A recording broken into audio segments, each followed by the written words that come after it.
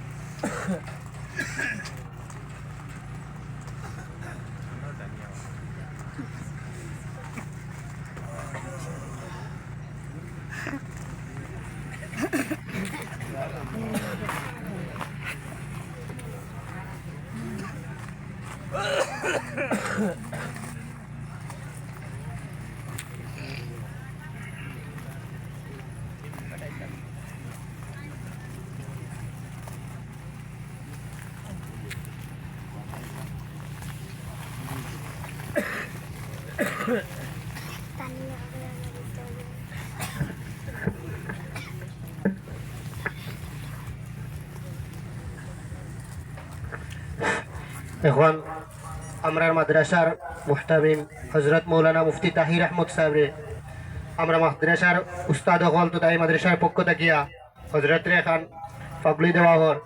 যেহেতু হজরতে আমরা এই মাদ্রাসার সদর হিসাবে সমস্ত দিন রাত মেহনত করডা, আর আমরা যে সময় যে সুবিধা অসুবিধা হুজুরটে ভাইয়ার এখানের মধ্যে ছাত্রলাগিরি যে পর্যন্ত মেহনত করিয়া যাইছিরা আর যে পদক্ষেপ নিছেন বর্তমান যুগের সময় যে দিনে এক মাদ্রাসারে কোনো তৈয়ারি করছেন, এর লাগিয়া আমরা মাদ্রাসার পক্ষ থেকে হুজুরটে এখন পাগলি দেব।